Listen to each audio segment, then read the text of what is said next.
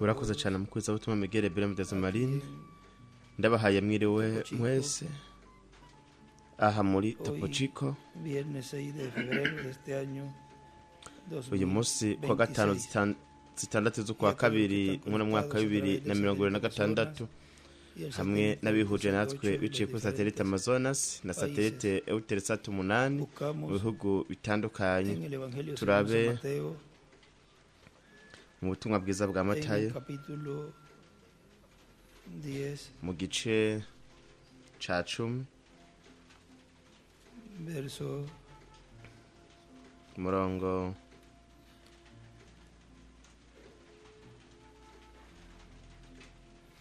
verso 40 murongo wa 40 en adelante donde nos dice kabandanya atubwira ngo atubwira kugukurikira el que a vosotros recibe ubakiriye abanyakiriye kandi unyakiriye abayakiriye wantumye uwakira umuntu avugishwa n'Imana kuko avugishwa nayo azohabwa impera nk'iyo uvugishwa n'Imana uwakira umuntu agororotse kuko agororotse azohabwa impera nk'iyo umugororotsi acapurenyeri ya Dawidi ibubamfu kandi uzoha umwe muri abo bato ubwato rw'amazi apfutse gusa kuko ari umwigishwa ndababwira ukuri yuko atazobura impera yiwe kwakira uwatumwe n'Imana. Murashobora gufata ibyicaro byanyu.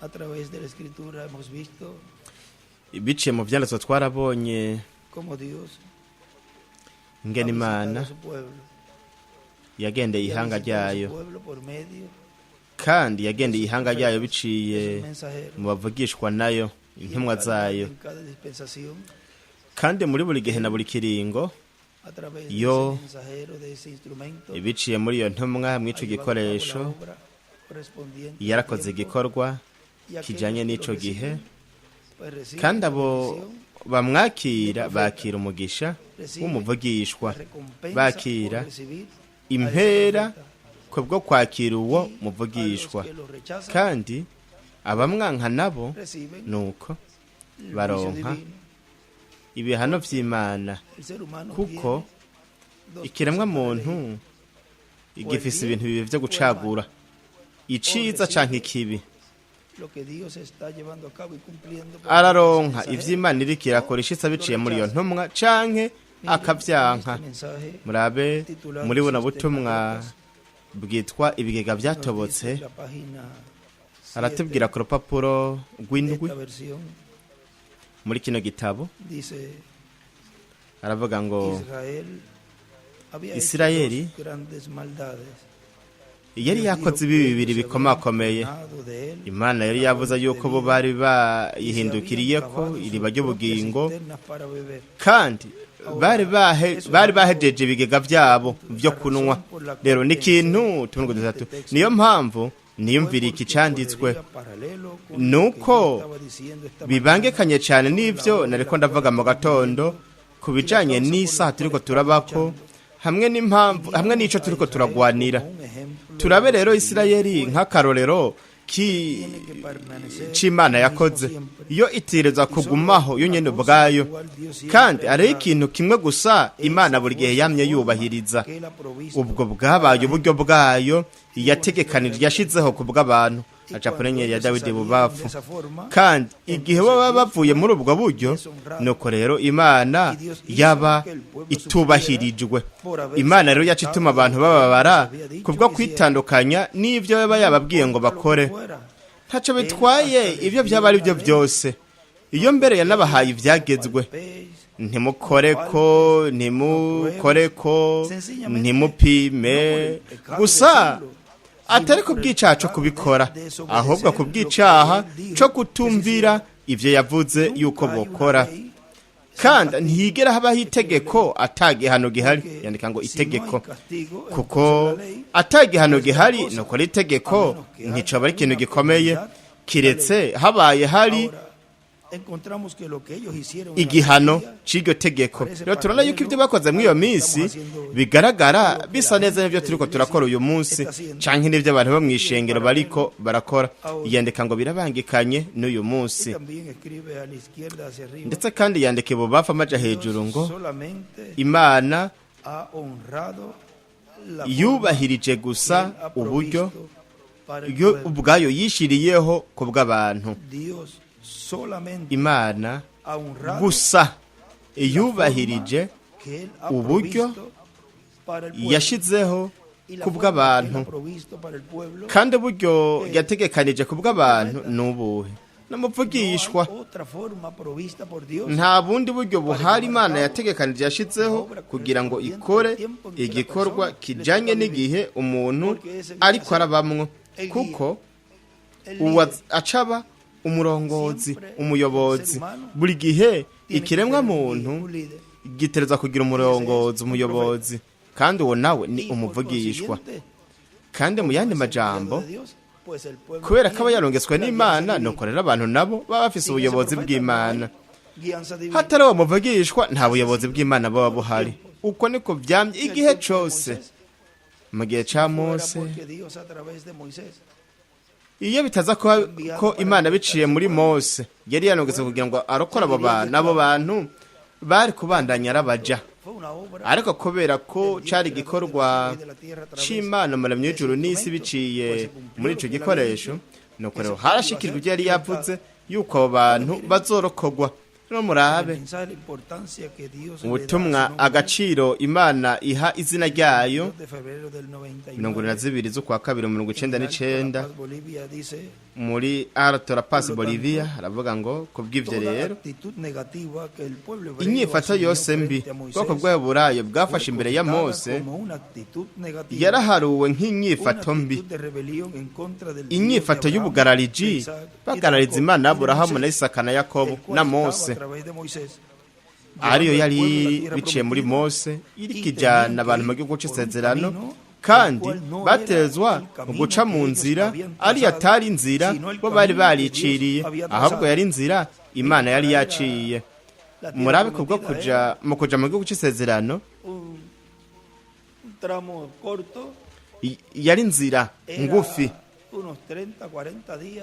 yari nk'iminsi 30 canke 40, yari inzira umuntu yari gushobora gufata, ariko iyo nzira kandi mwiyo nzira ngufi abantu ntibari gushobora kugaragaza ivyari barimwe imbere. Cari igihe kigufi cane kugira ngo bagaragaze inyifato mbi itabereye bari bafise muri Egiputa. Imana iciraza yereka inzira Mose, ntiyeretse inzira abandi barongoza, ahubwo Mose wenyene umwe gusa, umwe niwe yarazi inzira, atuzuba cane ngaha na hariya, aha na hariya, abazungurukana incuro 25, ariko mwizo incuro 25 kwari kugira ngo bagaragaze byari biri mu mitima yabo. Bitari uko hari kwinjira isinzi ry'abantu bafise ibintu byinshi byari kugaragazwa hanyuma mu gihugu c'isezerano. Imana nayo ivyo ntiyari kuvyemera. Rero murabe mu gitabo c'imirongo ku rupapuro rw'140 umurongo 12 wa 12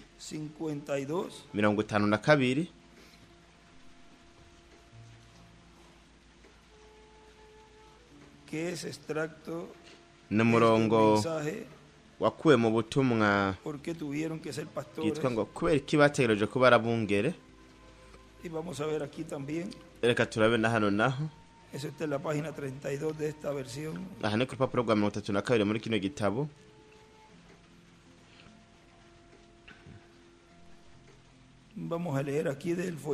Reka tubisome ngaha mu gitabo, nubwo ngaha mwa kino gitabo bisa n'ibitandukanye.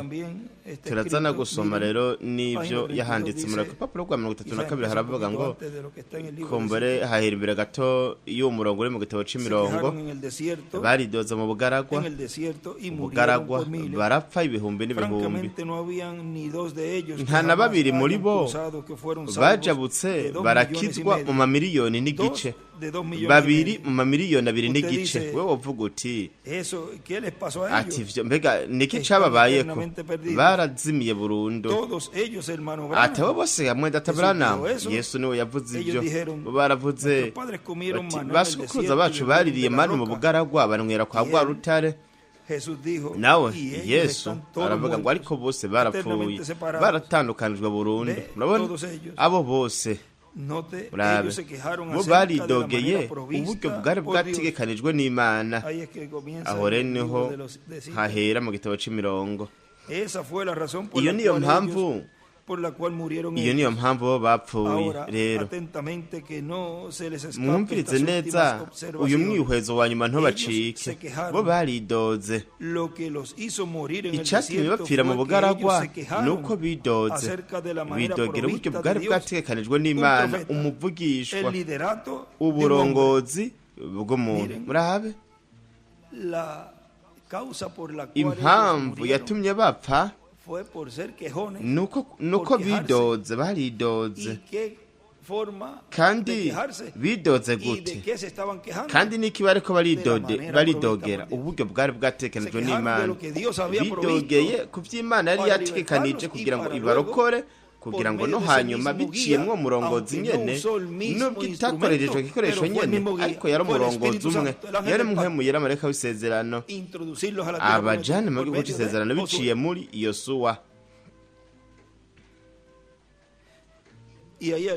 ayo bafa amaja hejuru yandika ngo baridoze bidogera inzira yari yaciwe n'Imana baca baratandukanywa burundu n'Imana baridoze bidogera inzira yari yaciwe n'Imana hanyuma batandukanywa burundu n'Imana kubera iki batandukanywa burundu n'Imana nuko mw'ubwo buringanire mu buringanire bwa gatanu Imana ntayiriyo nuko rero habayeho gutandukanywa mu mwuzuro ku muntu wese ari ngaho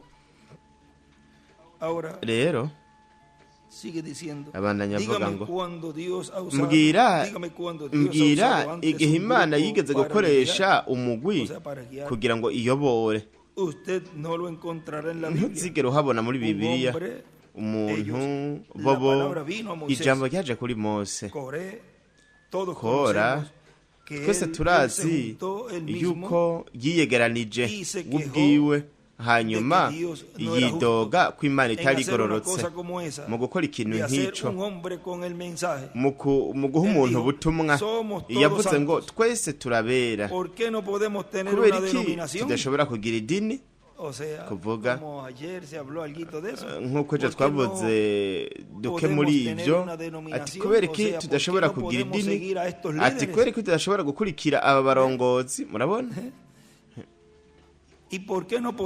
kubera iki tudashobora kudunganya ibintu biriya na biriya yifondera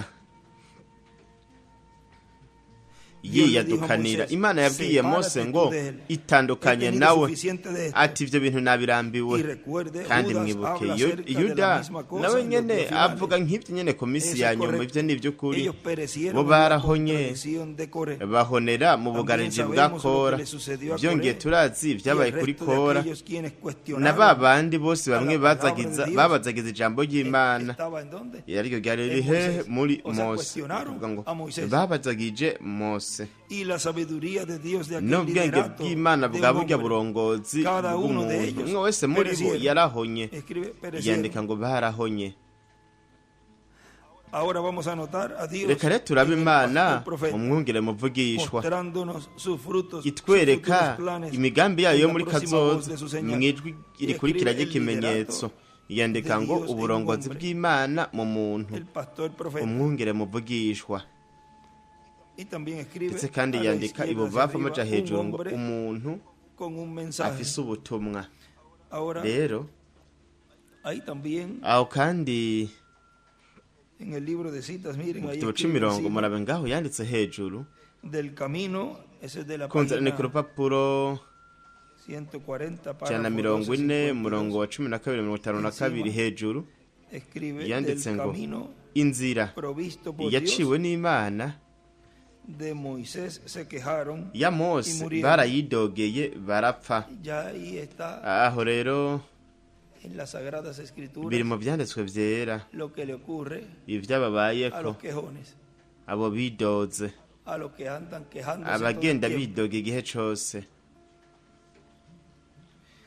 Y al frente, Imbere aquí en naho el folleto escribe, ngaha mu gitabo se yandika ngo quejaron del camino baridogeye inzira proveído por Dios. yaciwe n'Imana. Ahora miren, sigue Rero diciendo, muraba bandanya avuga ngo ahora Dios tenía, rero Imana yari propósito. ifise ihangiro. Miren en este mensaje, Muremwe almas ubutumwa encarceladas, ubugingo bubohewe mu nzu y'imbohe en la página ku rupapuro 32, rwa 32 dice, aravuga ngo entonces, nuko rero no es aquel que comienza, si más aquel utangura que termina, ahubwo n'ubusozera, y no hay cómo evadir parte del kandi camino. nta buryo na bumwe y luego wocika llegar igice bien. c'inzira hanyuma ngo O sea, ushike ellos no neza. podían evadir Ni kuvuga ngo ese ntibashobora trayecto de gukwepa Moisés ico gikorwa para ca llegar a la Mose tierra prometida kugira ngo y bashike llegar mu gihugu bien. c'isezerano No. bashikiwe neza oya. Así tampoco Ni nako kandi para la tierra vyongeye prometida mu gihugu del c'isezerano nuevo c'umubiri cuerpo mushasha se puede ntabwo tomar atajos. umuntu ashobora Hay que ir guca mu tuyira tugufi todo el tugufi, camino ni ukugica mu para nzira llegar a yose la tierra prometida kugira ngo del ushire nuevo cuerpo. mu gihugu c'isezerano Hay c'umubiri también mushasha. unos requisitos Hari ibintu bikenewe de los cuales ari vyo tiene que la persona umuntu cumplir. ategerezwa kuzuza, Y no hay cómo evadir kandi parte del nta buryo na camino bumwe y luego llegar wokwepa bien. igice c'inzira ngo Porque al ushike hacerlo, neza, kuko bikoze Lo rechazarían al llegar a la meta. bokwanka ushitse kwihangiro. O sea Rero que kuvuga ko No sería aceptada la ntabwo persona. umuntu Al yokwemerwa final, kw'iherezo, hay que venir exactamente como ni dice la ukuza neza Escritura. neza nk'uko ivyanditswe bivuga. Ahora Rero miren, murabe ahí escribe aho a la yanditse izquierda hacia arriba, ububafu amaja hejuru no se puede ati evadir ntushobora gukwepa parte del camino, igice c'inzira, porque al llegar kuko ushitse usted wewe será rechazado. woca wankwa. No se puede evadir Ntushobora gukwepa parte del camino, igice c'inzira, porque al final, kuko porque al kw'iherezo llegar, kuko ushitse usted kuko será ushitse rechazado. woca wankwa. Allá a la izquierda arriba. Ngaho también ububafu amaja dibujó hejuru una naho nyene estrella de yacapuye David. inyenyeri ya Dawidi. Ahora sigue diciendo. Rero abananya avuga ngo Ahora Dios tenía un Rero Imana yari propósito para ifise recibir una ihangiro bendición tan grande kugira ngo como la que Dios les baronke iba a dar. umugisha ukomeye cyane Dios nk'uwo Imana tenía yari que kubaha. probarlos Imana para yatanze luego kubapima adoptarlos kugira ngo como nación hanyuma en ibarage una mu mwuzuro tierra nk'igihugu, que Dios mu le gihugu daría. Imana yari kuzobaha. Y los que no pasaran la prueba Kandi abatarenze ikigeragezo adoptados. ntibari kuragwa mu No serían mwuzuro, colocados ntibari en gushigwa esa tierra muri ico prometida. gihugu c'isezerano. Miren, hubo dos Murabe, casos harabaye uturero tubiri en donde aho Dios les dijo Imana yababwiye que se hubiesen hecho conforme a como yuko Él les había iyo dicho. baza kubikora nk'uko yari yababwiye, Su dinastía, yuko yari yababwiye yuko generación urunganwe rwabo, fuera umuryango wabo, la que él ko ari y wo con él estuvieran nibo reinando. Lo vemos en Saúl, nibo wari kuganza. Turabibona muri Jeroboam, Salumu, muri Saúl. Yeroboamu, turebe muri Sawuli, en Primera de muri Samuel, Samueli wa mbere, porque él allí kuko we ngaho le dijo, yamubwiye. Primera de Samuel Samueli 13, wa mbere 3 3 del 13 en adelante, miren, ku dice, 13 entonces kabandanya Samuel dijo a haravuga ngo Saúl, Samweli locamente has hecho. abwira Sawuli ati No guardaste el mandamiento de Jehová tu Dios que él te había ordenado, pues ahora Jehová hubiera maze Samweli abwira confirmado Sawuli tu ati reino wakoze sobre Israel ic'ubupfu, para siempre. iyo wumvira icagezwe uhoraho Imana yawe yakugeze, uhoraho nawe Adoption. yokomeje ubwami bwawe ibihe byose mu Bisirayeli. Yandika ngo ukoragwa mu mwuzuro, ni kuvuga ngo aho Imana yari kugira iki, aho Imana yari kuraga mu mwuzuro A él y toda su descendencia. we n'uruvyaro rwiwe rwose. O sea, Samweli hubiese 13:13 ni ukuvuga ngo yari kumwemeza bendición Sawuli. que perdió. Murabe umugisha yahombye. Y antes de eso, kandi pues, imbere yaho muestra aho murabe haratwereka ¿Qué ocurrió? yuko Ahora vamos haba a ver el caso también de reka turebe no Jeroboam. kuri Yerobowamu naho en Primera de mu bami Reyes, ba mbere capítulo 11, igice cya 11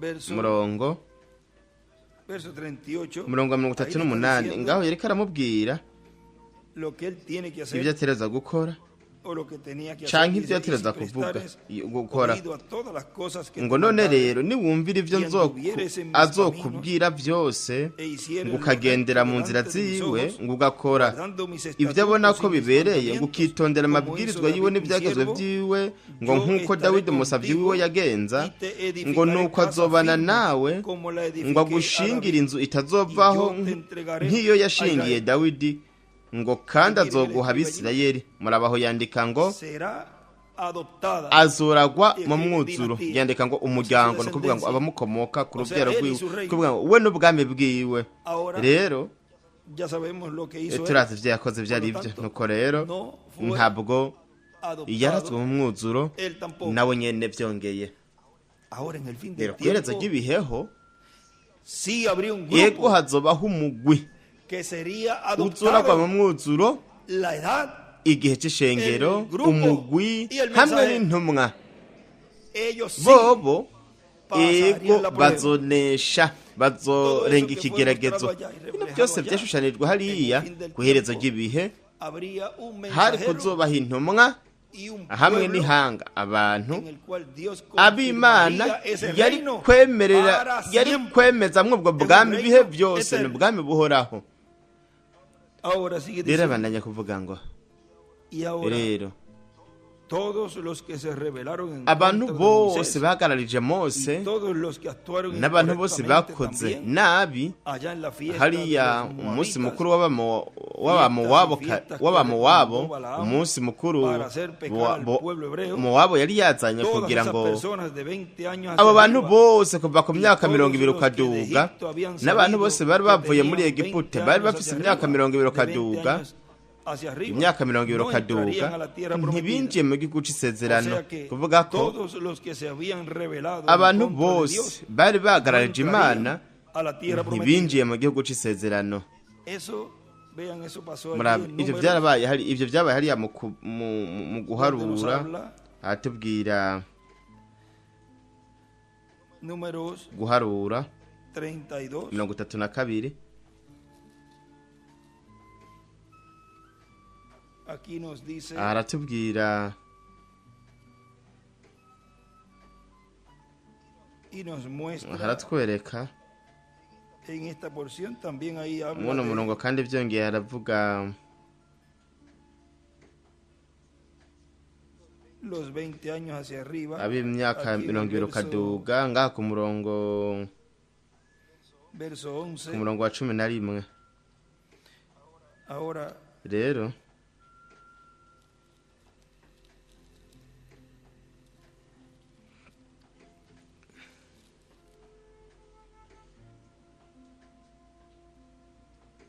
en el capítulo 14 también no mu nos gice cya habla, 14 naho nyine haratubwira verso 29 umurongo wa también. 29 Pero vamos a ver ariko reka aquí turabe hano esta iyi ocasión, no nshuro porque aquí hay un grupo ko de ngaha hariho personas que umugwi hicieron w'abantu algo bakoze ikintu que desagradó a Dios. kitahimbaye En el imana capítulo murabe mu gice cya 32, 32 verso 1, umurongo wa mbere los hijos de Rubén y los hijos abare de Gad yubeni n'abagadi tenían una bari muy bafise inmensa muchedumbre de ganado. ibitayega by'isinzi babonye igihugu ciye yazeri ni gireyadi ko ari ahantu hari amaragiro meza abo bagadi n'abareyubeni baragenda babarira Mose na Eliyazari umuherezi n'abakuru b'ishengero bati Ataroti ni Diboni ni Yazeri ni Nimura ni Heshiboni ni Eleyale ni Sebamu ni Nebo ni Beyoni la tierra que igihugu Jehová hirió uhoraho delante de la yanesheje congregación de Israel, yaneshereje es tierra ishengero de ganado, ry'abisirayeli ni igihugu y tus c'amaragiro siervos tienen ganado. kandi twebwe abasavyi bawe tanto, turabanyenka dijeron, si hallamos gracia en tus bati ojos, namwe utugiriye neza ese esta emera tierra ko tus siervos duhabwa en iki heredad, gihugu y no kw'ishambu nos hagas pasar twebwe el abasavyi Jordán. bawe Miren, nturinde incitando al kutujabutsa pueblo yorodani para murabe que no abantu pasaran el Jordán, bariko no recibieran la bendición de la barahata tierra kugira ngo prometida. ntibajabuke yorodani ntibaronke umugisha w'igihugu c'isezerano bari bibaza Y yuko respondió Moisés a los hijos mose de Gad yishura y a los hijos de abagade Rubén, n'abareyubeni irán vuestros ati none hermanos se a la bene guerra, wanyu y vosotros os baze quedaréis baje aquí. mu ntambara namwe mwiyicariye hano Osea, kuvuga le está diciendo yariko arababwira ati los muri binebwe yariko abwira ibinebwe abanyabwoba ¿Y por qué niki desanimáis gitumye a los hijos de murandura Israel imitima y'abisirayeli para que no pasen kugira a la ngo tierra ntibajabuke que les ha ngo dado baje mu Jehová gihugu Dios? uhoraho yabahaye les ha dado Jehová? O sea, ni ukuvuga desanimando bariko baca al intege pueblo. abantu De esos hay muchos abo hariho benshi que desaniman baca al intege pueblo abantu y les dicen, bakabwira no, toya comporte de cierta ati forma, niwitware no, mw'ubu buryo no, kora ibi na acá biriya tenemos ngaha todo. turafise byose permitimos byose todo. biremewe Pues con eso están rero haciendo aho baba bariko barakora bitwara bagerageza bahata kugira ngo ntibaronke umubiri uhoraho uhawe ubwiza kuvuga ngo igihugu c'isezerano c'umubiri mushasha Así hicieron uko vuestros niko padres nabaso cuando los bakoze envié desde hamwe Cades n'abatuma Barnea gutata para ico que gihugu viviesen ndi la kadeshi tierra. baruneya Quienes ni hicieron bande eso, los bakoze 10 espías ivyo aquellos, babatetse 10 hablando cosas bavuga ibintu negativas. bitabereye bibi subieron hasta el kuko igihe torrente baduga de bakaja Escol, mu y gihogoro después citwa vieron la eshikori tierra, desalentaron a los hijos de Israel para que no bakitegereza ico viniesen gihugu a la tierra que bahavuye Jehová barandura imitima y'abisirayeli ngo boye kuja mu gihugu uhoraho yabahaye maze uburake bw'uhoraho bwaciye buziriringa kuri uwo munsi ararahira aravuga la ati tierra rero murabe igihugu es buena, ni ciza la tierra prometida, igihugu c'isezerano la tierra prometida igihugu c'isezerano vista, carabonywe na 12 malas noticias, bazanye amakuru mabi babiri nabo buenas noticias. bazana amakuru meza Recuerden, mwibuke ko representan al abo babiri bashushanya intumwa hamwe n'umugwi representan los dos ndetse orígenes. byongeye bashushanya imyera ibiri Ahora rero ellos vieron la tierra, bo barabonye igihugu que es buenísima, ko ari ciza cane con buenos frutos, kirimwo ivyamwa vyiza pero ariko no les dijo, Josué nti- nos dijo, ntiyababwiye yosuwa ntiyababwiye yuko unos gigantes que los iban a vyari bigatanya liberar, o sea, a vyari ku ni ukuvuga ngo mu gice c'urugamba bari kubatsinda los iba a ganar, porque era más grande ntiyababwiye yuko bari kubatsinda kuko bari banini que we ico yavuze kwari uko ati twebwe turabaruta acabar. kandi tuzobarya butsima rero No es que minimizó si uko yasuzuguye que iban a tener contra urugamba bari kugira bagwana ellos, nabo bien lo que ahubwo les exaltó fue ico yashitse hejuru la tierra era buena. ico yadugije kwari uko igihugu cari ciza gitemba amata Los n'ubuki olivos han mirado la imyera tierra ibiri prometida. barabonye igihugu La tierra c'isezerano es buena, igihugu ni ciza pero no les va a decir que la apretura ariko es mayor que esa promesa. ntivyabuza yuko ugufyondwa ariko kuruta iryo sezerano murabe tuzobirenga Victoria. tuzokurega gufyondwa dufise intsinzi Y vamos a tujojabukira mu gihugu c'isezerano kandi tuzojamwo n'umubiri uhoraho wawe ubwiza ni ukuvuga ngo tuzojabuka humutse tuzojabuka urupfu humutse ari wo mubabaro mwinshi ku bw'ivyo rero ntabwo tuzohanga amaso ngo turabe ingorane hamwe n'ibibazo vyoza mwa runo rugendo rw'uyu munsi uhereye uyu munsi ukabandanya rero uhereye kuri uno musogonda ukabandanya kuko igihe kigenda kiriruka rero hariho 10 ngaho bavuze yuko kitari ciza nuko abo 10 bashushanya abantu bose bahaguruka bagwanye baca intege abantu bavuga yuko igihugu c'isezerano atari ciza yuko hazoba intambara kandi ko bo ari bo bakomakomeye cyane kuturusha yavuze yuko aho ndonderejo canditswe aho we agereranya yavuze ngo twebwe twagaragara umengo turi nk'inzige, turi bato bato cyane ugereranije n'ibyo bigatanya. ellos miraron bo baraba gigantes, o sea, los ibigatanya, no kuvuga ngo ibibazo que allí estaban. byari biri ngaho. Caleb miraba Yosuwa na Kalebu bo barabye las bendiciones, los frutos, imigisha, ivyamwa, las uvas. Ellos miraron insukoni, los gigantes, bo baraba ibigatanya. Yosuwa na Kalebu nabo grande mirando las uvas. hamwe n'amaso manini birabira insukoni zari nini cyane. Ati mbega insukoni nini, mbega ingene ari nini cyane. Ni ukuvuga wewe Un mental picture. wiyumviriye neza, bo biyumvira Y dos ivyo bigatanya. Abo 10 baraba bigatanya, babiri nabo bakaraba ivyamwa. Ati mbega insukoni nini, insukoni nziza zari nini. Ni ukuvuga ngo igihe bagereranya ivyo, son 10 buri bantu bose bari 10 kuri babiri.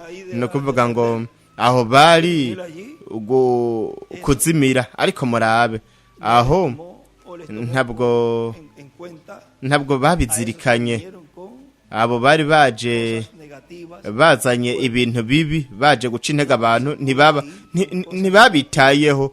Ntikwiye kujana ibintu bibi ngo bishire bene data. Buri gihe babwira ibintu birashe vyiza, kugira ngo ubakangure, ubabwire uti bandanye uje imbere, ivyamwa ni vyiza, insukoni nini ni nziza, ziraryoshe. Ati reka tugwane, tubandanye turi kumwe kugira ngo dushike mu gihugu c'isezerano c'umubiri mushasha. Kuvuga No hablarle negativo. nta kuvuga ibintu bibi kugira ngo bace intege, No siga luchando en su vida. ngo ntibabandanye bagwana mu buzima. Ahora le dice allí, Rero ngaho yarababwiye ngo y la ira de Jehová se encendió entonces y maze uburake bw'uhoraho bwaciye buziriringa kuri uwo munsi, ararahira ati nukuri hakazogira n'umwe mu bagabo baduze bava muri Egiputa uhereye ku bamaze imyaka 20 no kuja hejuru azobona ico gihugu nari narahiye Aburahamu na Isaka na Yakobo ko nzokibaha, kuko batankurikiye muri byose. Rero ntibatunganye kuko batizeye Imana. Yari ijambo Imana yari yababwiye yuko ico gihugu ari ciza. Rero murabe abantu yakuvuga ngo ati Shiti Kalebu mwene Yefune umukenizi na Yosuwa mwene Nuni, kuko bo bankurikiye muri byose, kuko bizeye 100% ko igihugu ari ciza. Ahacapura inyenyeri 2 za Dawidi ibubamfu. Rero abantu yakuvuga ngo ngabona ubutumwa ndiko ndasoma, murabe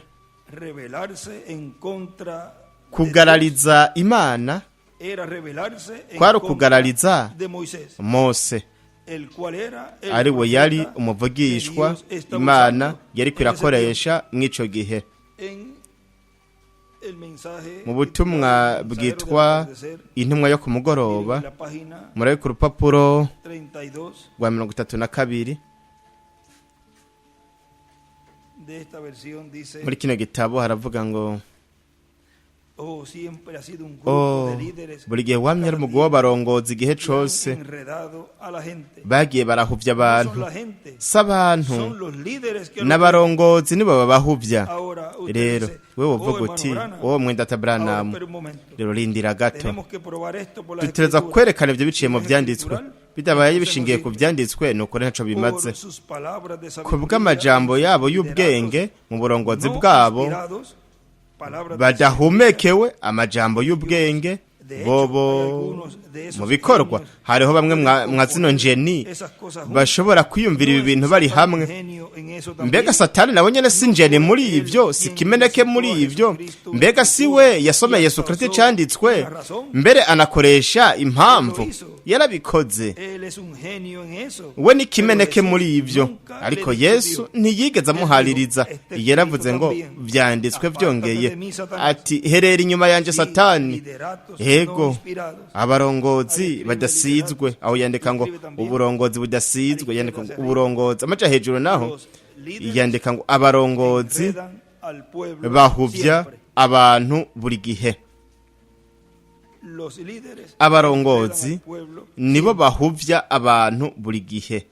Sigue diciendo, Bananya kuvuga ngo mire a Coré, raba y los Kora de Moisés, mu minsi y ya su Mose mensaje. n'ubutumwa Cuando bwiwe Coré y Datán igihe Kora na pensaron Datani que fueron bibaza donde Moisés y ko le baragiye aho dijeron, Mose yarari baramubwira Espera un bati momento. rindira gato, "Tú te crees muy grande, we Moisés. wigira umuntu akomeye cyane Tú crees que Mose, eres la we única wibaza yuko piedrecita en ari el wowe plato, nyene ibuye riri mu o el kiyaya único pato en el charco". canke imbata Acá le iri mu decíamos la última kidengeri Coca-Cola en el desierto. canke aha twavuga ngo wigira karahara mu ruganda ntibacura Mucha Coca-Cola en ese tiempo. aho Hay que tener cuidado con los dulces. no kwirinda cyane ibintu biryoshe, Tiene mucho dulce. ibintu biryoshe cyane. Aquí les gusta tomar. Aha birabanezera cyane ku No le estoy prohibiendo, no vaya a ser que el que desee ya sabe cómo médicamente es lo mejor para su salud. mwe murazi yuko atari byiza ku magara y'abantu. ¿Te crees el único? We wibaza ngo ni wewe Pues wenyene, te dejaré saber que hay otras personas aquí. reka tukwereka ko hari abandi bantu ngaha nabo nyene bera.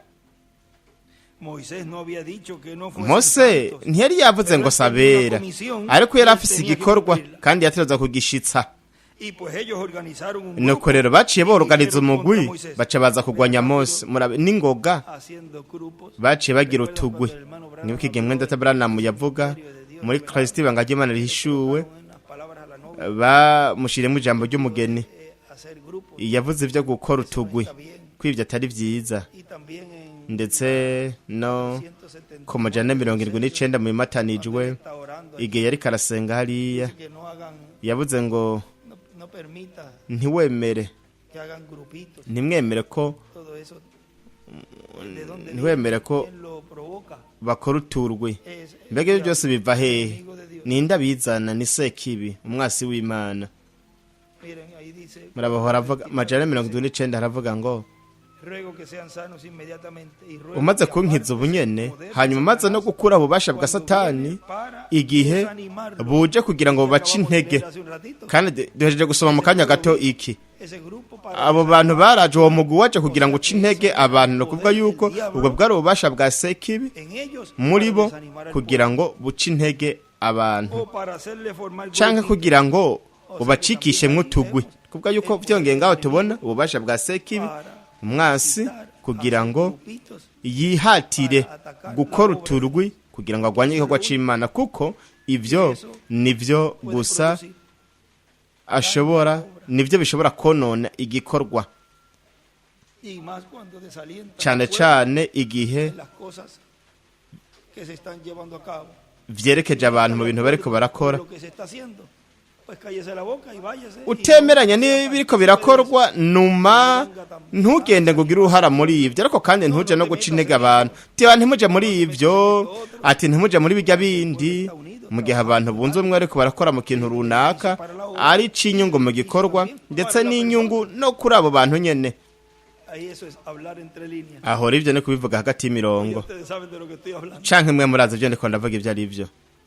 Ahora sigue diciendo. Rero abananya kuvuga Mire ngo a Coré, los raba hijos de kora Moisés, mu minsi ya Mose y su mensaje. n'ubutumwa bwiwe.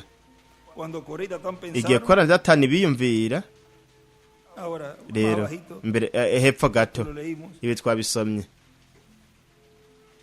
Y Dios entonces, Imana rero párrafo aho ku 101, murongo w'ijana na 93 y Dios entonces le dijo, Imana ve riramubwira y párate a la ati puerta. genda uhagarare ku rugi. Esos hombres tenían Abo incensarios bantu en sus bari manos. bafise ibicaniro ivyotero mu maboko. Esos incensarios Mwe murazi ivy'ivyo vyotero vyari gukora. Dios abrió la tierra. Imana yarasamise, Imana yasamitse isi irabamira, en los kandi bo incensarios. bari bafise umuriro wo ku gicaniro ku vyotero vyabo. Ahora ven ustedes, Rero murabe namwe con todo incensario, hamwe n'ivyotero vyose bari bafise, isi yarasamye irabamira. Rero en este tiempo final, nka kino gihe ca nyuma naho la quinta dimensión, uburinganire bwa gatanu kuzimu buzoba bwuguruye ku isi. por consiguiente, Ngende majambo allí bajaron aho vivos, bamanutse ari bazima, aha naho bazinjira ari bazima ikuzimu mu buringanire bwa gatanu. aún diciendo que tienen el mensaje, nubwo bavuga ngo barafise ubutumwa, aunque tuvieran fuego en los nubwo bari incensarios, bafise umuriro tan ku bicaniro, fundamentales como lo eran, nubwo ellos bari fallaron bafite en urufatiro reconocer nk'uko el bari mensaje. bameze, barananiwe kumenya ubutumwa. Escribe a la izquierda, fallaron. Yandika ibubafu ngo barananiwe. Dios le había dicho, Imana yari "Yo te yababwiye mando a ngo, ti, Moisés, Imana yari yamubwiye para ngo hacer eso". ndakurungitse Mose ukora ibyo, wewe Abajo escribe, uzobizana. Hepfo yandika ngo ndakurungitse wewe Mose para hacer eso. kugira ngo ukore ibyo, Yo te mando a ti, ndakurungitse Moisés, wewe Mose para hacer eso. kugira ngo abe ari we ukora ibyo. También escribe a la izquierda, Kandi ibubafu fallaron. yandika ngo barananiwe, Escribe Datán y Coré. yandika Datani na Kora. Ve, ellos Urabona fallaron bo en barananiwe reconocerlo. mu kubimenya. Moses era muy Mose estricto con ellos, yari stricte kuri bo, así como Elías, nk'uko na Eliya que nawe con la escuela de los profetas, ku nyigisho muy z'abavugishwa nawe nyene yari se quedó stricte, con la palabra, yagumanye n'ijambo. Rero yaravuze que para yuko una persona así, kugira ngo umuntu nk'uyu, miren, rabe en este mensaje, muri buno butumwa restauración del árbol novia, kugaruka ku giti mugeni, aquí en la página ngaha ku rupapuro 16, rwa 16, hablando aquí de los traidores. Coré fue un traidor, Datán, Abiram, ariko aravuga hano Judas Iscariote, kuba todas esas personas fueron traidores. kubahemutsi, Datani, Abiramu, Yuda Iskariyote, abo bose bari abahemu. Murabe yaravuze ngo Usted como americano va a otra nación y se compromete muri con Amerika ella, ugiye mu kindi detrás de gihugu la ugasezerana nación americana, n'igihugu cyo muri Amerika, yereka atanga akarorero. usted Wewe no tiene nta na nada kimwe de uba uhuriyeko americano. n'abanyamerika, Usted wowe es uri un umuhakanyi, traidor. Y merece kandi que lo uba fusilen ukwiye por yuko su bakwica conducta. kubw'iyo nyifato. Eso mismo Ivyo ocurre ubwavyo biraba en mu el rutonde orden rw'umujyi espiritual. w'impwemu. Un Umuntu hombre azi que ijambo conoce la palabra de ry'Imana, Dios y por hanyuma kubwo pertenecer kuba a mu alguna idini denominación runaka en particular, by'umwihariko rechaza akanka parte igice de la cy'ijambo palabra, ni es un umuhakanyi, traidor. ni umuhemu. Traidores es igual. Yandika ngo abahemu ni ukubarasa no kubica. Y escribe Yandika muraba enfrente, imbere ati umuntu yanditse ngo umuntu yanka igice cy'ijambo ni umuhemu, merece akwiye que lo fusilen. kwicwa. Rero Ahora, abananya avuga ngo kandi murabe a rebelarse en contra kugarariza de Dios, Imana era rebelarse en kwari contra de ukugaragaza Moisés, Mose, el ari we yari cual era el umuvugishwa profeta de w'Imana. Dios, que Imana Dios yari estaba kirakoresha usando mw'ico en ese gihe. tiempo. Ahora miren Rero murabe también, kandi aquí ngaha en un hantu lugar hamwe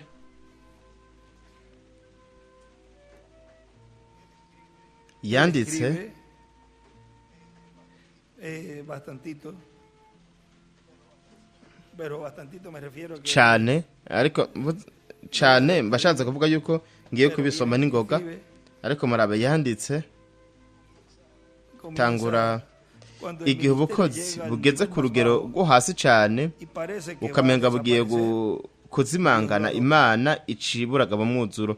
Escribe Yandika ngo 3, umusiguzi 13 11 lo kugeza que pasó ibyabaye, y Dios restaura lo que pasó ibihari, y no hay nada nuevo nta kintu na kimwe debajo kiba del munsi cielo. y'ijuru. Dispensaciones, Ibiringo n'ibihe by'ishengero, ibihe byisubiramwo se repiten, como los nk'ibimpumbi, milenios, intambuko, ibinjana, imyaka, amezi, indwi, semanas, iminsi, amasaha, minota, minutos, amasegonda, los segundos. Todo es la byose no repetición kwisubiramwo de las cosas pasadas con by'ibintu gente byabaye mu bantu bashasha, mu bandi nueva. En bantu, los días de Noé, nko mu minsi ya Nowa, Aburahamu, Loti, Isaka, Yakobo na dijo Esawu. Jesús en San Lucas, Yesu yavuze muri Luka, niko Yesu yavuze muri Luka 17, 18, 8, 21 kugeza ku 36. Yandika en ngo los días de Noé, mu minsi ya en Nowa, los días de Abraham, mu minsi ya en Aburahamu, los días de Jacob, mu minsi ya en los Yakobo, días de José, mu minsi ya Yosefu, lo acusaron, Karongo, hubo bamwagirije, testigos falsos. habaye En los días de Moisés, ibyabona by'ibinyoma. Mu minsi ya Mose, Aroni na los Miriyamu, espías, etc. abatasi 10 En los n'abandi días de n'abandi. Josué, Mu minsi ya en Yosuwa, los días de los jueces, mu minsi en los días de y'abacamanza, los profetas, mu minsi y'abavugishwa, mataban a los Karongo, profetas, bica en los abavugishwa. días de David, mu minsi ya Dawidi a David, akarongo su Dawidi propio amigo, inshuti matarlo yiwe bwite en los días de yaramwishe Juan el Bautista, mu minsi ya Yohana Umubatizi en los días de Jesús, mu minsi ya Yesu akarongo un traidor, habaye umuhemu ndetse n'icabura en los c'ikinyoma días de los apóstoles, mu minsi y'intumwa abigishwa hamwe n'intumwa z'ishengero. y un párrafo aparte escribe, y en nuestros Akandi días karongo ku ruhande también yandika ngo los no mwino habrá minsi yacu naho nyene contra del bazohaba mensajero final, bagwanya intumwa ya nyuma y'igihe, dibujó una piedrita angular. ahacapura ibuye rigumye imfuruka y'igihe No c'ibuye sea rigumye usted imfuruka. uno de ellos, Wewe ntube umwe muri esos bo Judas, mwabo ba Yuda, Ananiya na Safira, sea del lado de la palabra. ja ku ruhande rw'ijambo. O sea que lo mismo Ni ukuvuga que yuko sucedió en todos esos nka bigende vyabaye mw'ivyo bihe byose iba a estar ocurriendo vyari kuzonaba otras personas, mu bandi bantu, personajes, mu bandi o bantu, sea, el kuvuga reflejo de esas igishushanyo personas, lo vemos en c'abo la Escritura, bantu en Datán, turakibona mu Abirá, vyanditswe muri Coré, Datani, Abiramu, Kora, todas Yuda esas personas. Y mete ndetse ahí n'abo bandi también bose. Ananías y Zafira. Ishiramwo kandi Ananiya na Ahora Safira. sigue diciendo aquí, Rero abandanya avuga hano porque de edad en edad, kuko uva mu gihe uja mu de kindi, dispensación en dispensación, uva no mu kiringo uja mu kindi, ha estado llevando a cabo su obra Imana yamye correspondiente a ikora cada igikorwa tiempo, cayo gihwanye na buri y gihe, en medio de su pueblo, kandi mu a ihanga través ryayo del mensajero biciye mu ntumwa ha enviado. biciye no mu ntumwa yarungitse mu butumwa burabe Miren aquí una verdadera señal ikimenyetso que ha sido c'ukuri pasada por alto cirengagijwe en la página ku rupapuro 17 rwa 17 de esta versión. muri kino gitabo. Allí nos dice, Ngaho baratubwira él estaba esperando que la gente tuviera yari arindiriye deseo en su yuko corazón abantu bagira para icifuzo mu escuchar a mitima este profeta que él kugira ngo bumve iba uwo a enviar. muvugishwa we yari kurungika. Por supuesto, hay Kukaba una nkako estrella de David a la izquierda. capura inyenyeri ya Por Dawidi supuesto, bubamfu, había un grupo que decía kukaba que nkako lo hariho tenía, umugwi wavuga pero yuko no lo urifise tenía. ariko ntaryo Eso wari más ufise. tarde probó que ellos no estaban en lo correcto. Ivyo hanyuma vyarerekanye yuko batari mu kuri, bo gusa bari bakabuwe bagira ibigumbagumba. Bibiliya iravuga yuko isinzi rivanze ryajanye nabo. Niki vyazanye? Vyazanye ibibazo hanyuma hariya mu bugaragwa, kandi igihe cose ibintu vyarakozwe. Ni ukuvuga ngo ibintu vyakozwe n'iryo sinzi rivanze, fenomene. No kwipfuza gukora ibi nkinjira hano. Igihe cose Imana irungitse ikintu, haba hariho kwigana ko mu mubiri kujana navyo buri gihe. Buri gihe hari ikintu co kwigana ivyo, kandi ivyo bihaza abantu, ariko umuvugishwa w'ukuri w'Imana agumana niko mwamagize. Ntazigera atandukanye n'ico canditswe, abaye yarangitswe n'Imana. Mose yagumye neza neza mu vyanditswe. Imana yaravuze ngo ati nakurungitse kugira ngo ukore igikorwa. Mose yari afise ubunararibonye, yari yahuye n'Imana, yari afise ijambo ry'Imana. Impamvu Imana irungika abavugishwa nuko bo bafise ijambo ry'umwami. Ijambo ry'umwami riza kubavugishwa. Adafise ijambo ry'umwami nuko we ntaba aramuvugishwa. Aho ngo niyo mpamvu Imana irungika abavugishwa. Capura inyenyeri ya Dawidi aho imbere, murabe ngaho imbere naho aho yandika ngo Mose yarazi uwo ari we. La espera fue por causa del pueblo. Ukurindira byatewe n'abantu bari basa umuvugishwa wabo. Abantu batereza gusemerera bagatakamba basaba ugushitswa kw'isezerano ryo kubohorwa hamwe n'umurokozi. Kandi abisubiremo, Mose yarazi uwo ari we. Akaburungu. Ukurindira byatewe n'abantu bari basa umuvugishwa wabo.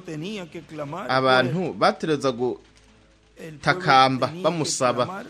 Abantu batereza gutakamba basaba gushitswa kw'isezerano ryo kubohorwa y el libertador. ndabifatanye hamwe Ahora n'umurokozi. miren aquí Rero murabe hano en el libro de citas, mu gitabo c'imirongo aquí nos dice también no ngaha naho haratubwira en la página ku rupapuro rwa 59 de este libro de citas, muri kino gitabo c'imirongo párrafo umurongo w'amajana 514 que es aquí este mensaje, ngaha mu butumwa este que estamos leyendo, ubu turiko turasoma cuando la gente comienza a orar, cuando igihe abantu Israel batanguye comienza a orar gusenga por un profeta, igihe Isirayeli bitanguye gusengera Dios tenía el umuvugishwa profeta. Imana Dios tenía el yari profeta ifise todo el umuvugishwa tiempo. Imana yari ifise umuvugishwa igihe Porque Dios cose siempre está a un kuko paso Imana adelante buri de gihe ellos. yama Dice itera en intambwe imbere yabo ntibivugwa muri Yesaya antes que el yuko pueblo imbere clame, yuko abantu ahí batakamba no sé si lo habla individual, antes aho que sinzi clamen o yuko antes que clames. bavuga umuntu ku giti ciwe ngo imbere yuko atakamba Ya canke imbere yo yuko sabré, batakamba ya yo sé. ati Mira, nzomenya decita, canke decita ahí. ndabira yuko ako gace mu gatora muri Yesaya O sea que ya Dios sabe kuvuga yuko Imana ibizi la necesidad. ivyo ukeneye. Isaías Yesaya 65. 65. Miren, Brave. 65, 24. 65, Y antes que 24. clamen, responderé yo. Mientras aún hablan, yo habré oído. maze batarampamagara nzobitaba kandi bakivuga El clamor nzokumva. del pueblo. Ati kera namaze kumva ugutakamba kw'abantu ugutakamba kw'abantu mwa kino gihe ca nyuma barabaza bati ndifuza guhindurwa imbere yuko w'ivyo vyiyumviro ukabivuga yaramaze kuvyumva. Ayandi majambo wewe kuri we nukuri ico cipfuzo wewe wasavye n'ubugingo bwawe bwose n'umutima wawe wose ukavuga ati mwami mpindura ndashaka kuva hano ndashaka kubana nawe muzima no kubwo mwagazi w'intama. Ivyo yaravyumvise. Ayandi majambo ni ikintu cakozwe kuri we carakozwe kuri we nawe giterezwa kuba carakozwe. Nuko none ni kubera iki? Kubera kubabara, kubera ushavura. Ni gute ushobora gushavura kandi ufise isezerano nk'iryo rikomeye nk'uko? Ntimutinye, urabona mukuku muto, ntimutinye. Kuvuga ko harashobora kuba gutinya.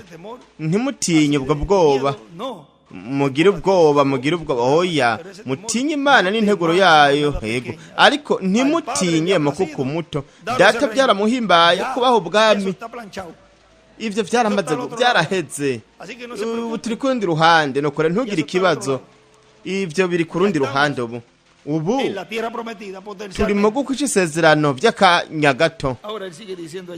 Rero abanayavuga ngaha mu gitabo c'imirongo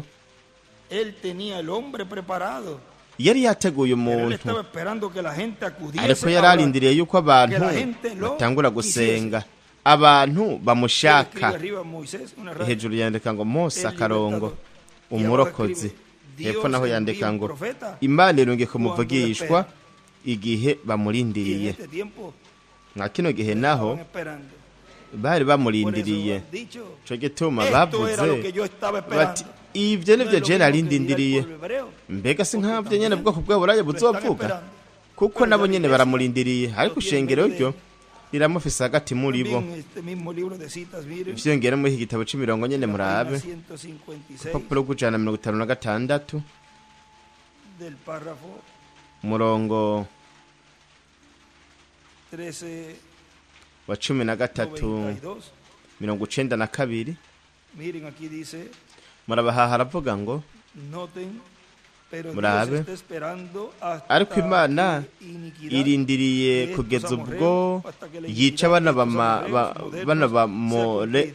bana banyamo bagezweho kugira ngo bishitswe. Ntimugire ikibazo, izo bifise Mose wayo yiteguye mwa kino gihe, kuko namuvugishwa ameze nka Mose, kuko ari umuvugishwa w'ikiringo. Numwe mu myera y'ibiri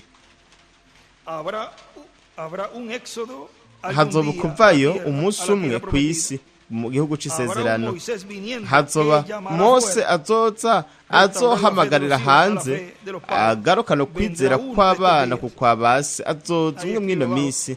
Aho hepfo yandika ngo imana izogira umuntu ameze nka mose. Hejuru naho yandika ngo byongeye ati imana izogira mose wayo ukugabitanya kw'abamori. Rero abantu bakuvuga ngo nico gituma yarungitse abavugishwa benshi uva mu gihugu uja mu kindi, uva no mu kiringo uja mu kindi. Yarungitse abavugishwa b'ibiringo, kandi murabona yuko abatakiriye aba bavugishwa muri ako rupapuro rwa 42 canke 48 katurabe 48 muri kino gitabo c'imirongo umurongo 415 majana na 15 ngaho haratubwira ku basi ntumwa kandi co baronka murabe. Haravuga ngo mbega inzambi ishatse kuvuga iki muri Bibiliya? Intambara. Igihe cyose ubonye inzambi ivuze intambara mu gihe ca Bibiliya, ijwi ryayo ryasobanura intambara, haba mu guhishurirwa canke mu kintu caba kigiye kuba. Dugutse hano intambara, uko no kwimikwa gushirwa k'urugamba rukomeye. Hirya yandika ngo, iburyo yandika ngo dugutse hano. Abantu base ubutumwa bw'Imana, base mpwemu yera, intumwa y'amashengero ndugwe. Uwo yari yarase ubutumwa bw'ubuntu nta na kimwe yasigarana uretse urubanza niko rwaba rwiteguyeho, akitegurira gusuka ibyago ku isi ubu, kandi ariko yitegurira gusuka ibyago ku isi ubu. Hejuru yandika ngo ibyago dugutse hano inzamba. Hepfo naho yandika ngo nta byitsigiro bihari ku banse ubutumwa bw'igihe cabo. Nta byizigiro bihari ku banse ubutumwa bw'igihe cabo. Abandanya avuga ngo ico gituma Kristo nawe nyene yavuze atugunyakira atuwakira uwo ntuma abanyakiriye, uwunyakiriye kandi aba yakiriye uwantumye, kandi mu yandi majambo aba yakiriye ikanguro igico gihe. Muri buno butumwa guhagarara mu gihengeri aratubwira ku rupapuro rwa 14 aravuga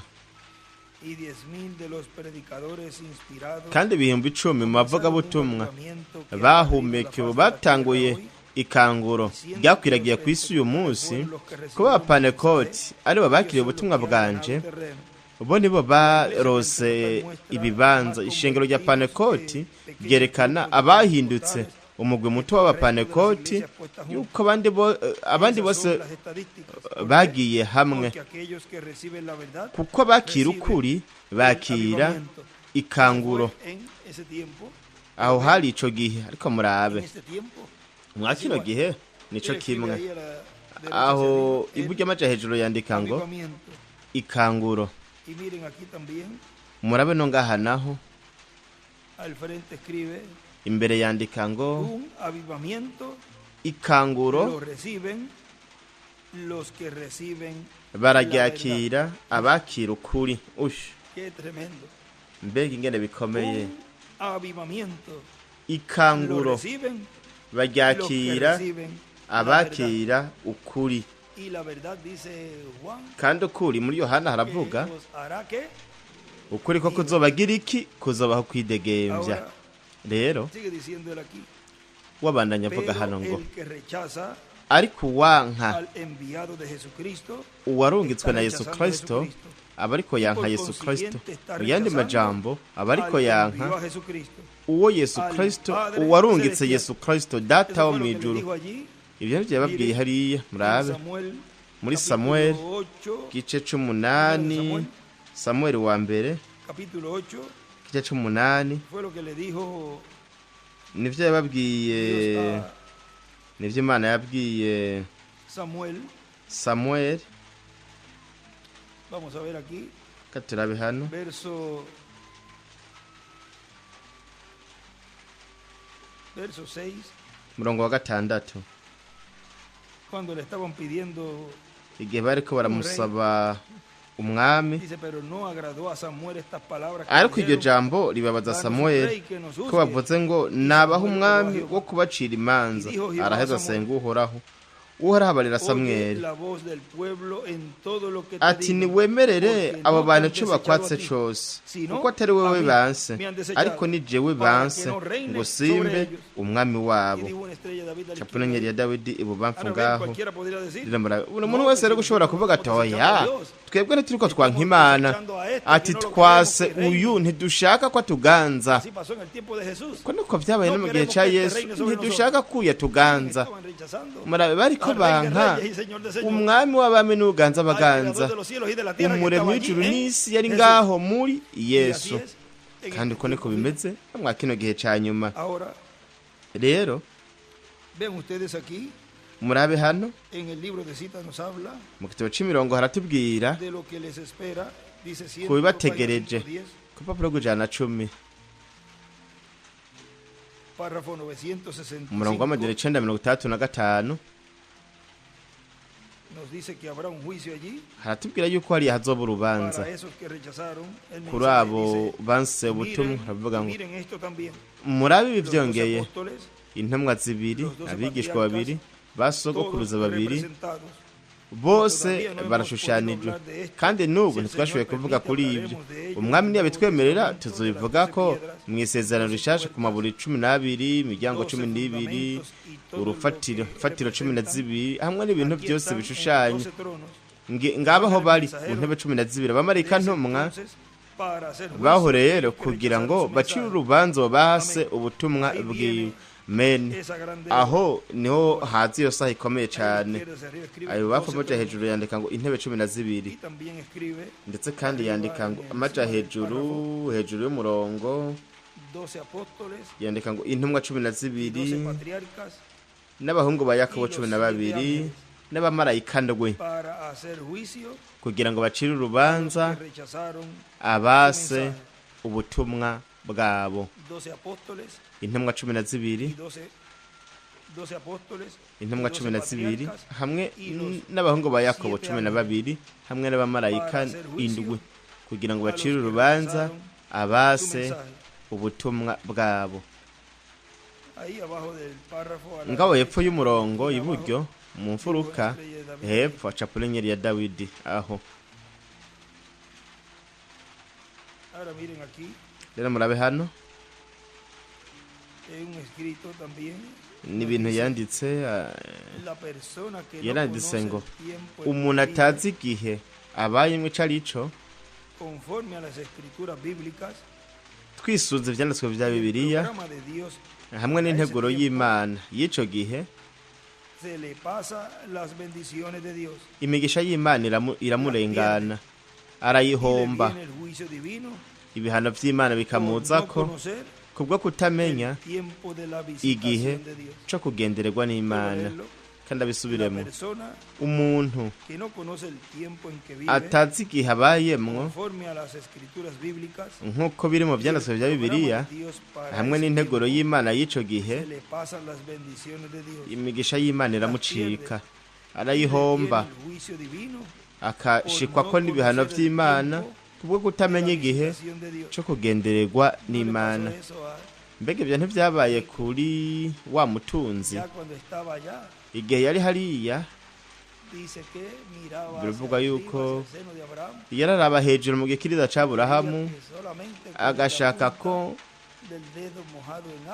azona agatoke gusa gakojejwe mu mazi Lazaro kugira ngo agashire ku rurimi rwiwe. Umuntu w'umutunzi yari afise byose ku isi, ariko asaba gusa akama kamwe, kumbure ngaho nikari ko amama menshi kugira ngo aze akamushire ku rurimi.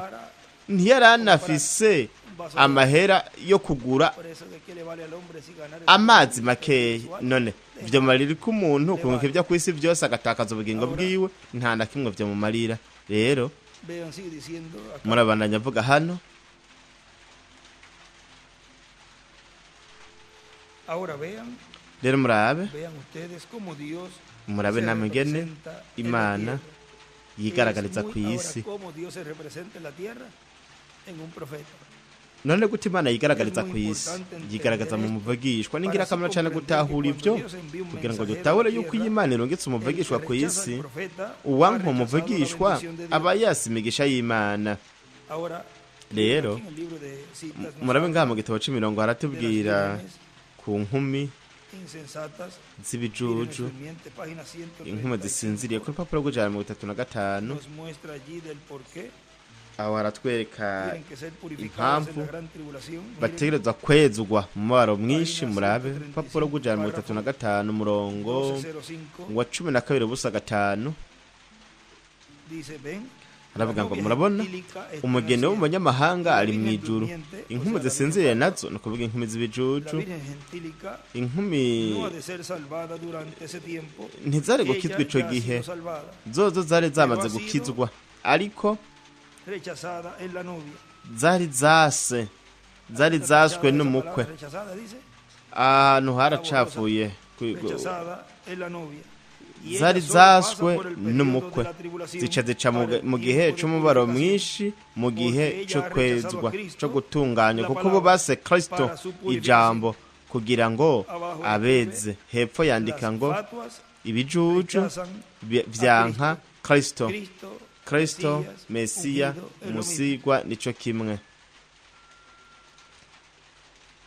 Ahora rechazar, vean, es rero kwanka murabe ni urupfu a las personas que rechazan ku bantu banka umusigo w'Imana muri buri y gihe en cada dispensación no que muri fueron buri kiringo bobo ungidos también, Mesías, barabasigwa nabo nyene ba mesiya uko tubibwirwa ngaha ku rupapuro 140, kujana na 40 párrafo 12:54, murongo wa 12 54 murabe dice, pero Dios haravuga ngo ariko Imana muri buri gihe cyose cy'ishengero yamye ifise ba mesiya murabe kwanka mesiya Nowa kwanka ubutumwa bwa Nowa kwari ukwanka Imana arriba escribe un hejuru Mesías, yandika ngo un mesiya ungido umusigwa en cada edad. muri buri gihe Y abajo escribe ahí, hepfo naho ngaho rechazar yandika al ngo ungido kwanka umusigwa es ni muerte urupfu en cada edad. muri buri gihe cy'ishengero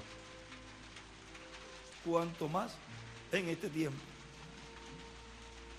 Rechazar a Noé fue kangahe perecer. cyane mw'iki gihe kwanka Nowa kwari uguhona kwanka Mose kwari uguhona bobo bari ba mesiya abasigwa babijya bihe ijambo ryasezeranijwe ryo mwakijya gihe Arriba escribe, ellos fueron hejuru la yandika ngo palabra bo bari prometida ijambo ryasezeranijwe para su edad, mu gihe cabo hecha carne, ryambaye umubiri hecha realidad. rihindutse ukuri Moisés es igual, Mose bingana Mesías. mesiya ellos fueron la palabra prometida bo bari para ijambo su edad, ryasezeranijwe ry'igihe cabo hecha carne, ryambaye umubiri hecha realidad. rihindutse ukuri Moisés es Mose bingana Mesías. mesiya Ahora, Rero, siempre fue murabona yuko buri gihe en simplicidad.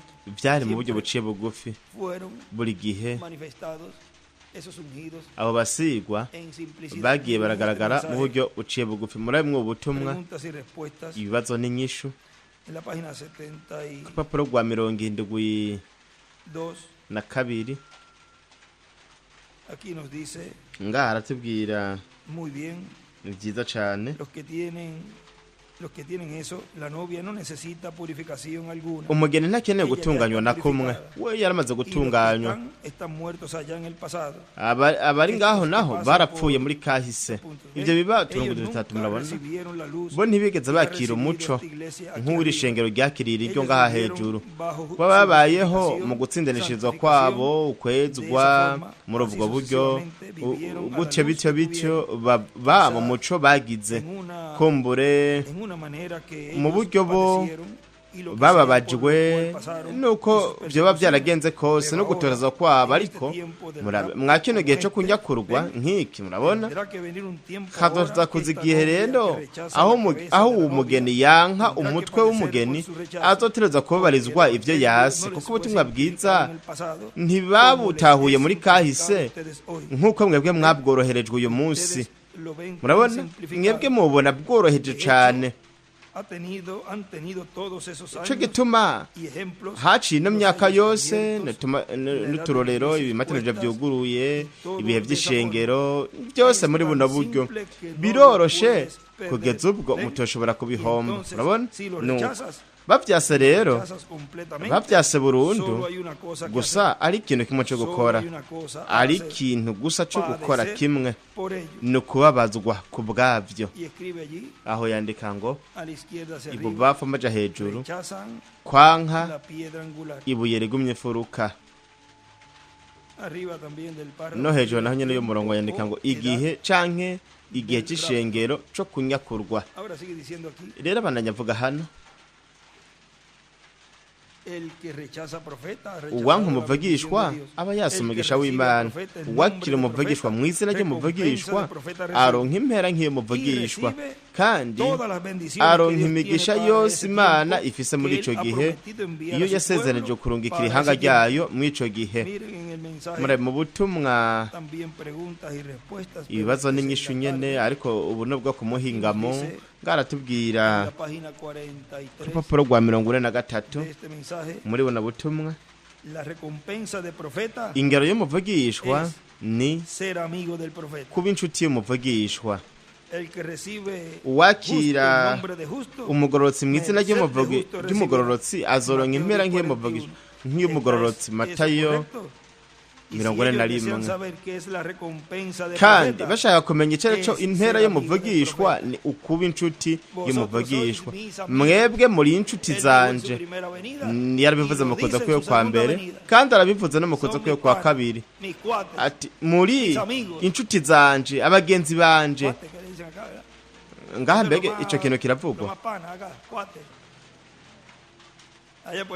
hariya muri Puerto Rico, tiwe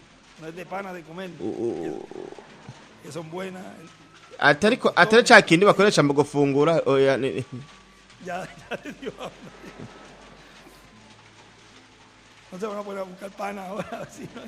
Ntimuce mwabura ngaba bavyita gute? Nta gihari.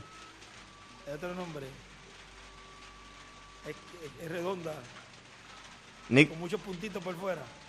¿No la usan acá? Ngani mu gikoresha. ¿Cómo que no? Oya. Sí, la viste del supermercado. La trajeron de afuera a lo mejor. Pero es buena. Ariko ni vyiza. Saben que murazi ko ningún mensaje. We mu butumwa. Hay que buscar ese mensaje. No kurondera ubwo butumwa ahavuga yuko muri Puerto Rico hariho icamwa canke ikintu cyo gufungura. Ugifise mu rugo buri gihe yaba afise fungurwa. Yashaka kuvuga igiti ni igiti cama ivyamwa kandi biraryoshe. Nungaha naho nyene narakiriye, ndetse baragiteka n'igice bakagisereva nk'uko mengo ni nyama. No kuvuga gifise uburyo bwinshi ko gukoresha. Muri Mexique kizi gute? Árbol del pan. Igiti c'umutsima. Eso dice ahí. Ivyo nuko babivuga hariya. Ah? Yaga. ¿Y por qué se ríen? Como nga baciye batwenga. ¿Ah? ¿Por qué? Yaga. Pues entonces, ¿de qué estábamos hablando? No kwere twirako tuvuga kuki? De la yaga. Ahora sí. Ubone sawa. Y es buena, ¿verdad? Kandi ni ciza nivyo. Mira, ya estaban buscando hasta la foto. Murabere kararondera no kwifoto. También tenemos la parte de la nutrición. Vyongeye kandi turafisa n'igice cyo kugaburirwa. Ariko ico camwa ni ciza cyane. umuntu afise ico camwa yaba afise ifungurwa buri gihe. Por un tubo y se te llave.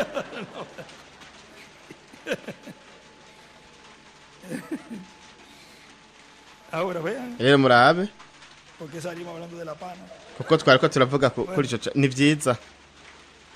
Ah, porque somos panas, ¿ves?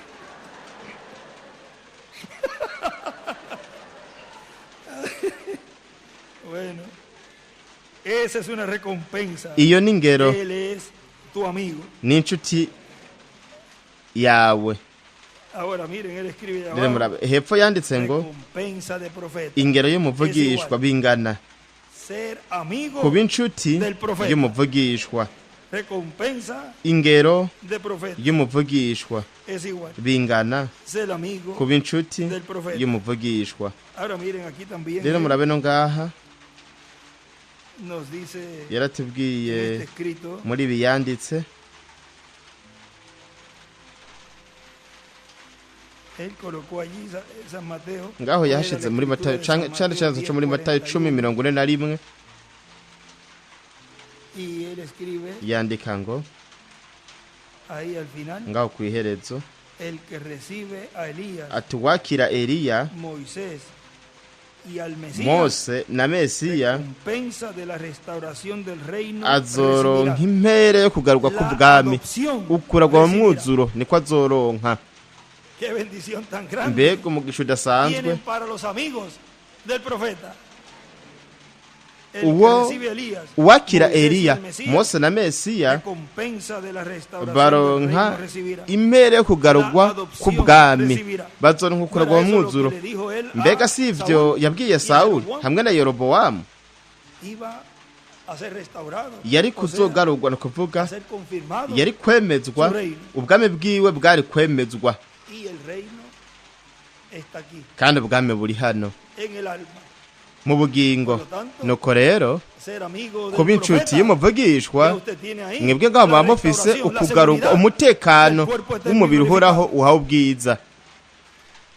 Y también él Ndetse dijo, byongeye yaravuze Elías y Moisés, Eliya na Mose, el que recibe su mensaje uwakira recibe ubutumwa bwabo misericordia. aronka imbabazi, Está ahí, kuvuga yuko todo condensado. aho ariho byose bipfunyapfunyirijwe, imbabazi, ukugarurwa, gukira indwara, iterambere, byose biri mu muvugishwa, en el Mesías, muri en el Mesiya, ungido. mu musigwa.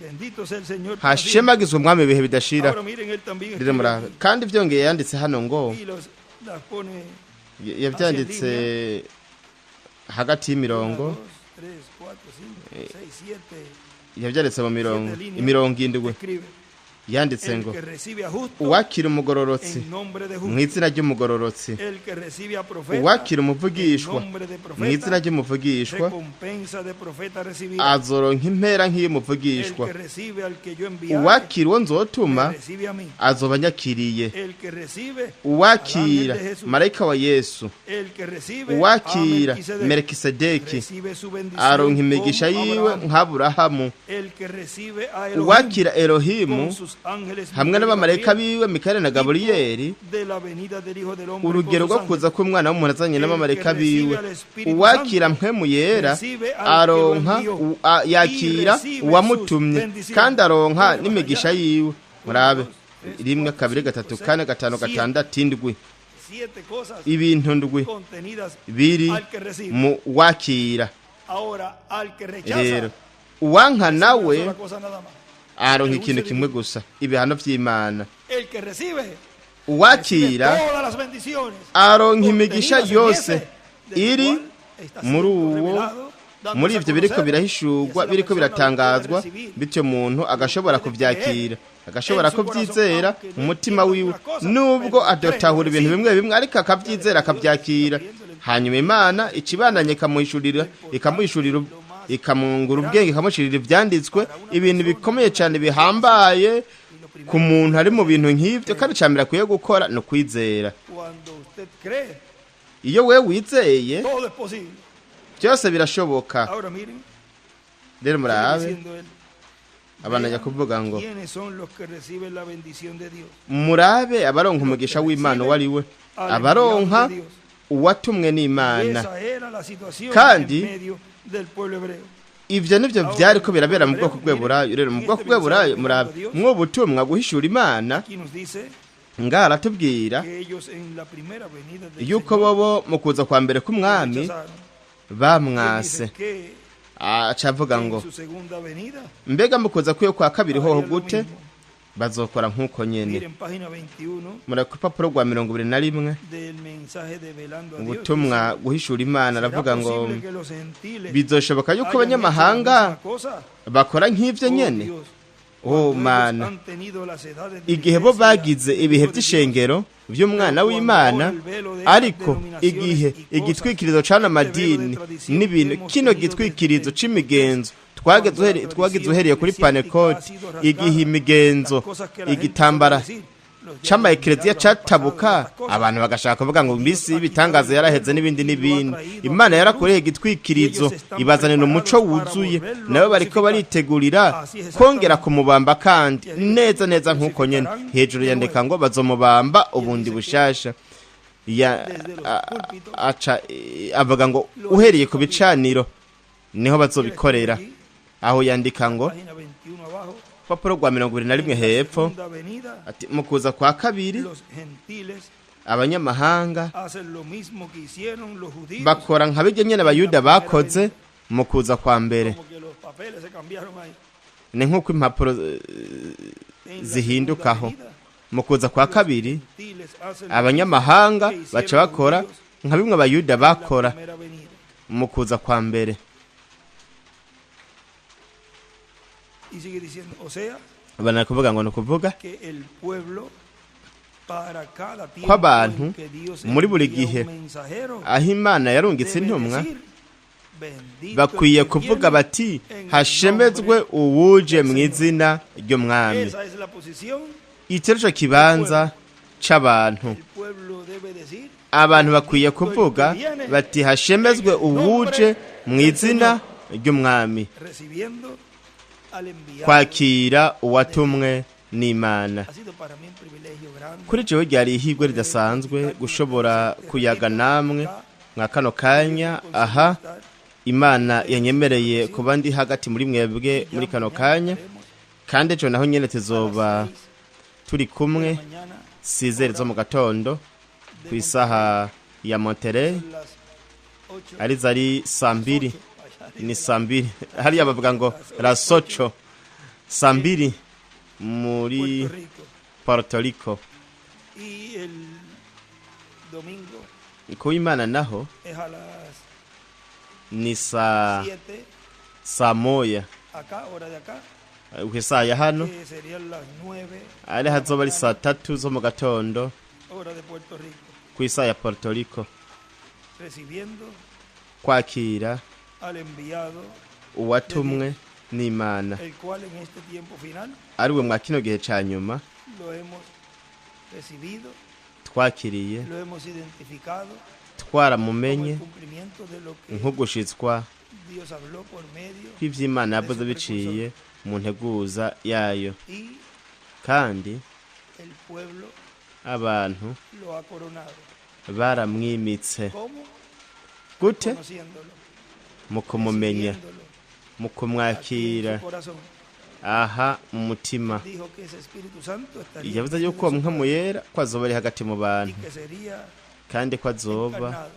yambaye Y umubiri, ahí kandi es aho que el pueblo niho abantu podría, bazoshobora no kumwimikira. podría coronar Ntibari gushobora kwimika impwemu mensajero de cada edad, yari iri mu ntumwa ya buri gihe, que tenía que estar ahubwo yategerezwa del mensajero kuba ari imbere mu ntumwa kugira ngo abantu bashobore kumwimika como rey de reyes, nk'umwami w'abami n'uganza que abaganza obra mu gihugu cihe, igikorwa reclamo.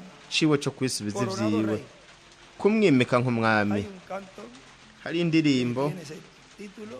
yitwa nk'uko, No sé si acá, twashobora kuyiririmba, sinzi namba ari hano, sinzi namba hano y todos juntos barayiteguye, cantemos este canto, kandi twese turi hamwe turirimba iyo ndirimbo, duhaguruke y lo entonamos tuyiririmbe, y nuko así podemos bityo dushobore identificarnos como esa gran audiencia kwifadikanya na rya koraniro ridasanzwe por el reverendo William Branham en esa mwe visión, ryabonwa na Revera William Branham mwarya yerekwa donde vio aho yabonye ese pan de vida allí. mutsima w'ubugingo hariya kandi El ángel le dijo, alimenta marayika yaramubwiye ati gaburire ibyo.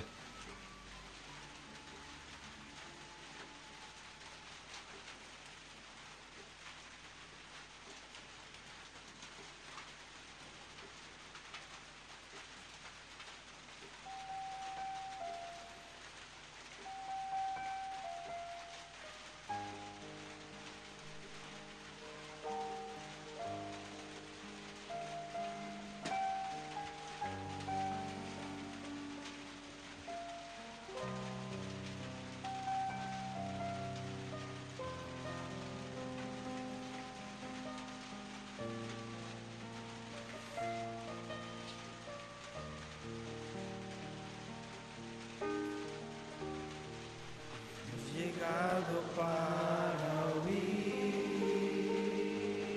tu palabra revelada. Twashitse kugira ngo twumve ijambo ryawe rihishuwe kandi biciye mu musigo wawe. Uyu munsi turiko turarihabwa kubwo kuragwa mu mwuzuro kwacu. La montaña de pan de vida, N'umusozi w'umutsima w'ubugingo la que el cuarto Elías vio, uwo Eliya wa kane yabonye, que al mover las cortinas, kandi amaze gukuma irido igitambara aho yahasanze manu.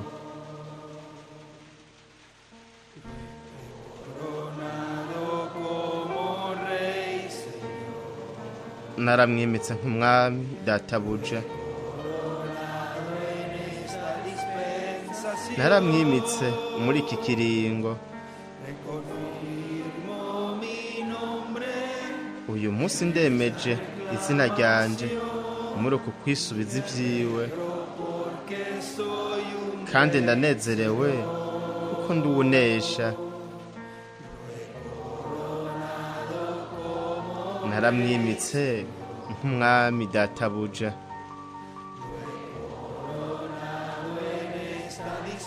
naramwimitse muri kino kiringo.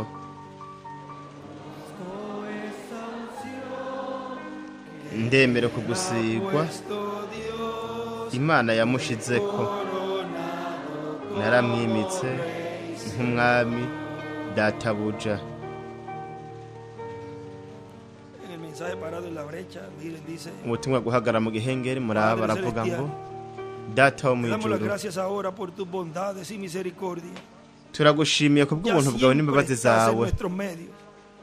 Buri gihe wamuri Dame, hagati muri Señor, twebwe. aceite en mi Mpa lámpara. mwami amavuta mu itara ryanje, igendeka ngo Dame la amavuta mu vara itara. del Señor, Mpa que inkoni yo la pueda y'umwami extender nshobore sobre los kuyiramvura, enfermos afligidos. ndayiramvurire Que ku los bagwayi bababaye, pueda yo traer sobre nshobore kubazana kugira aquellos ngo quienes están necesitados. nk'umwidegemvyo Y juicio abawukeneye, sobre aquellos que lo ncire están n'urubanza abariko rechazando. baravyanka. Libertad Aho a yandeka los ngo necesitados. kubohora Juicio ababikeneye, a los que rechazan. urubanza kubanka. Mwami, Que puede extender ese brazo ese noshobora kuramvura uku kuboko con mi espada en la ukwizera, mano, kandi sanar, mfise inkota mu libertar, kuboko, nkize mbohore nk'imbabazi babandi bazikeneye. pueblo, Señor, Hezagira ihanga ryawe usando mwami, tu palabra, biciye mu ijambo ryawe ryera. aquellos Hezagira que han babandi coronado en este tiempo, bamwe bakwimika nka kino gihe nk'umwami w'abami n'uganza amaganza. con bahezagira, bendiciones del cielo y de la tierra, ubahezagiza imigisha yo mu Bendícelos de ijuru no tal ku manera, isi, Señor, kandi que ubahezagira alrededor ku de buryo esta bw'uko palabra mwami, que está siendo dada, y bashingiye traída kuri en ijambo esta riko tercera riratangwa, etapa, rizanwa mu makuru ako kawa gatatu, y se haga ubahindure, contigo, hanyuma duheze tujyanwe nawe mu mazemera kubw'umwagazi w'intama duhindurwe duhabwe ubwiza kugira ngo wowe mwami werekane ububasha bwawe kuri uno mubumbe w'isi wuzuze izi nzabya zamye zigenda ziruzuzwa biciye mu ijambo ryawe mwiganye izino si mwami ukoresheje iri jambo ryo kubohora ukoresheje iri jambo ryo kwisubiza byose wowe data wo mu ijuru bobo barakumenye bobo barakwimitse mu yandi majambo bahereye rero imigisha yawe kuko uwakira umuvugishwa imigisha impera z'umuvugishwa nizaronka n'inshuti zawe mwami kandi ni n'inshuti zanje mwami hashemagizwe mwami ibihe byose kumwimika nk'umwami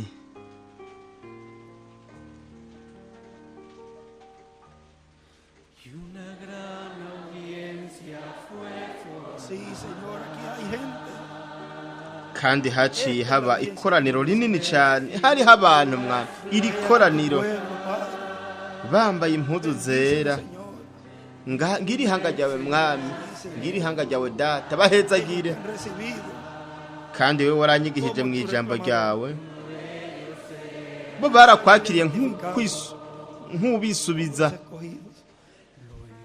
nawe warabamenye nk'abatoranijwe izina ryawe rihezagirwe ibihe byose data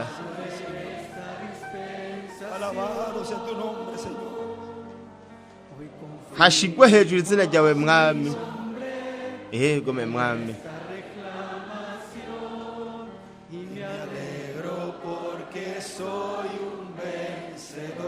kandi nanezerewe kuba ndi uwunesha naramwimitse nk'umwami databuja naramwimitse muri kino kiringo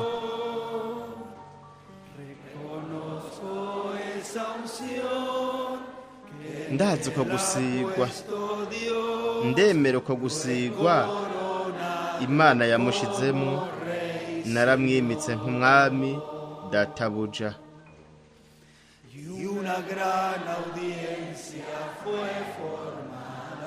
kandi haciye haba ikoraniro rinini cyane z'abambaye impuzu zera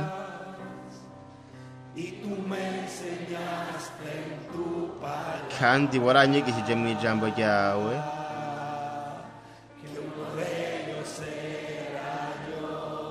kumwe muri bo yari jewe ego me mwami kandi waranyigishije mu ijambo ryawe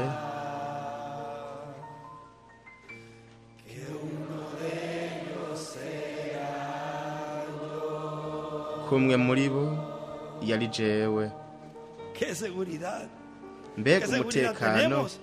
mbega umutekano dufise babandi bakira umwami w'abami n'uganza abaganza mu kuza kwiwe muri kino gihe cya nyuma nk'ubisubiza kwakira uwatumwe n'imana imana bihezagire barinde mubandanye mugira umuhingamo w'umunezero